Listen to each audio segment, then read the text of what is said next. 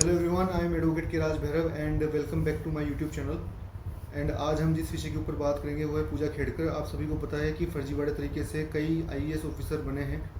उन्होंने फर्जी physical handicapped के सर्टिफिकेट बनवाए, फिजिकल ओबीसी के सर्टिफिकेट बनवाए, कईयों ने फिजिकल एससी के सर्टिफिकेट बनवाए और यूपीएससी में सिलेक्शन लिया। तो पहले हम पूजा खेड़कर के ऊपर बात करेंगे और फिर कई ऐसे आईएएस हैं जिनके ऊपर भी एलिगेशन लगे हैं, उनके ऊपर भी हम बात करेंगे। हालांकि ये जो एलिगेशन है ये सच है या झूठ, इसका फाइनल जो निर्णय है वो कोर्ट करेगी और कोर्ट में ही फैसले होंगे। आप या मैं कोई जज नहीं है कि हम इसके ऊपर फैसला करें। लेकिन यदि सच में यूपीएससी जैसी संस्थापक के ऊपर जो एक ऑटोनॉमस बॉडी है, जो एक कॉन्स्टिट्यूशनल बॉडी है, उसके ऊपर एलिगेशन लगते हैं तो ये बहुत ही बड़ा चिंता का विषय है, ये एक चर्चा का विषय है। ठीक है, क्योंकि कई साल बच्चे अपनी जवानी खपा देते हैं, कई साल छोटे छोटे कमरों में अपनी ज़िंदगी की जो कीमती पल है, जो 20-21 साल की उम्र से लेकर के 30-31-32 साल की एज है, वो एज बच्चे मुखर्जी नगर, ओल्ड राजेंद्र नगर, इलाहाबाद, जयपुर ऐसे शहरों में रह करके अपनी जवानी खपा देते हैं। ठीक है, और जिनको आरक्षण का लाभ मिलना चाहिए उनको आरक्षण का लाभ न मिल करके ऐसे लोगों को आरक्षण का लाभ मिलता है जो पहले से ही समृद्ध है, जो पहले से ही आर्थिक रूप से ताकतवर है। इस बात को समझने की कोशिश करना मेरे प्यारे दोस्तों कि ये लेडी पूजा खेड़कर 2022 में आईएएस ऑफिसर बनती है फिजिकल हैंडीकैप्ड का सर्टिफिकेट लगा करके। ठीक है, फिजिकल हैंडीकैप्ड का जो सर्टिफिकेट है, इन्होंने लोकोमोटर डिसेबिलिटी जो हड्डियों से संबंधित एक बीमारी होती है उसका सर्टिफिकेट बनवाया और जो है आरक्षण का लाभ उठाया। अच्छा, सुनने में आया कि साहब इनके पास में 100 करोड़ से ऊपर की संपत्ति है। अब 100 करोड़ से अधिक संपत्ति होने के बावजूद भी ये लेडी जो है नॉन क्रीमिलियर का जो सर्टिफिकेट है इन्होंने बनवा लिया और ये ओबीसी में जो नॉन क्रीमिलियर का जो सर्टिफिकेट है इसका लाभ उठा करके भी इन्होंने इस एग्ज़ाम को दिया। ओबीसी कैटेगरी के अंदर आप सभी को पता है कि 9 अटैम्प्ट होते हैं। इस लेडी ने 9 से अधिक अटैम्प्ट दिए और 11 अटैम्प्ट इन्होंने दिए हैं। अच्छा साहब, फिर जो लबासना है Lal Bahadur Shastri national academy of administration. ठीक है, इन्होंने जो है एम्स में इनको मेडिकल के लिए बुलाया तो ये नहीं गई। बाद में इन्होंने क्या किया, इन्होंने जो है किसी प्राइवेट हॉस्पिटल से अपने मेडिकल करवा करके और जो सर्टिफिकेट है वो सबमिट करवा दिए। तो एक सवाल खड़ा होता है यूपीएससी के ऊपर, यदि वो लेडी मेडिकल करवाने नहीं गई तो जो बाद में जो फर्जी डॉक्यूमेंट्स प्राइवेट हॉस्पिटल से जो सर्टिफिकेट बनवाए गए थे इन्होंने कैसे लबासना ने एक्सेप्ट कर लिए, कैसे जो सीएटी है सेंट्रल एडमिनिस्ट्रेटिव ट्रिब्यूनल जो 1984 में बना था, इसने कैसे इस चीज़ को चेक नहीं किया और लबासना ने कैसे इसके फर्जी से सर्टिफिकेट को जो है एक्सेप्ट कर लिया, किस तरीके से इसको कैडर अलॉट होता है।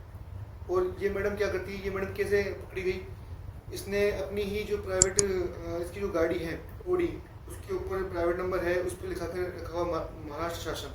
ठीक है, और लाल नीली बत्ती लगा के रखी है।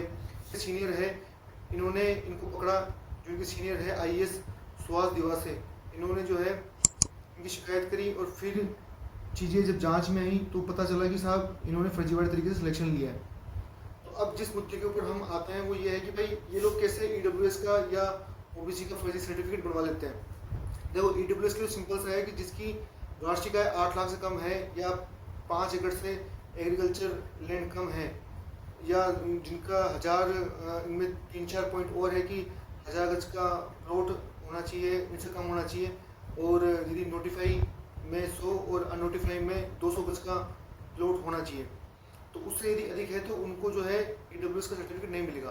तो लोग क्या करते हैं, मान लो किसके पास में संपत्ति है करोड़ों की या उससे अधिक संपत्ति है, तो माता पिता क्या है उनकी बेटे के नाम पे, उनके बच्चों के नाम पे या उनके रिश्तेदारों के नाम पे, जैसे फॉर एग्जाम्पल बुआ के नाम पे, मामा के नाम पे, वो जो है प्रॉपर्टी कागजों में ट्रांसफ़र कर देते हैं।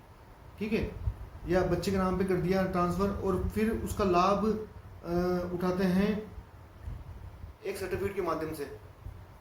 ठीक है, तो इस तरीके से मान लो भाई 8 लाख से कम हो गई संपत्ति, बच्चे के नाम पे जो है संपत्ति कर दी और आईटीआर के अंदर जो है एनुअल इनकम 8 लाख से कम दिखा दी और सर्टिफिकेट बनवा लिया।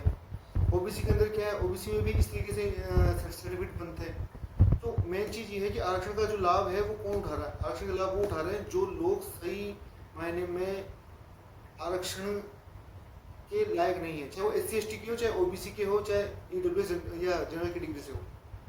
सिंपल सी बात है। मैंने ऐसे SC ST के देखे हैं जो आर्थिक रूप से बहुत ही ताकतवर है, जिनके पास में कई संपत्ति है, जिनके पिताजी, जिनके दादाजी UPSC में या 1 लाख सर्विस में लगे हुए हैं और उनके बच्चे कॉन्वेंट स्कूल में पढ़ के IIT, एम्स या IIM जैसे इंस्टीट्यूट से वो पास आउट हुए हैं और वो ST कैटेगरी का लाभ उठा करके, SC कैटेगरी का लाभ उठा करके UPSC में सेलेक्ट हो जाते हैं। मैंने ऐसे देखे हैं, मेरे 1-2 सीनियर है ऐसे, ठीक है।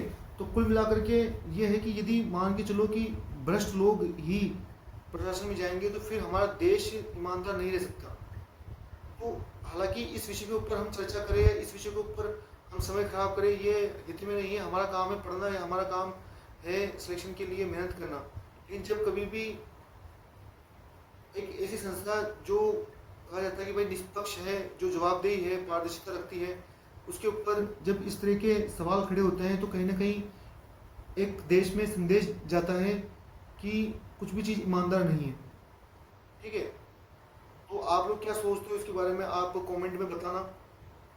और जल्द ही हम जो है एक नेक्स्ट सीरीज लेकर के आ रहे हैं और एक स्टडी पोर्शन है UPSC का 2025 के टाइम के लिए, वो मैं कवर करवाऊंगा। तो आपको वो नोट्स के माध्यम से टेलीग्राम पे मिल जाएंगे और जो है उनके लेक्चर्स हैं वो आप देख सकते हो। जल्द ही मिलते हैं। Thank you so much.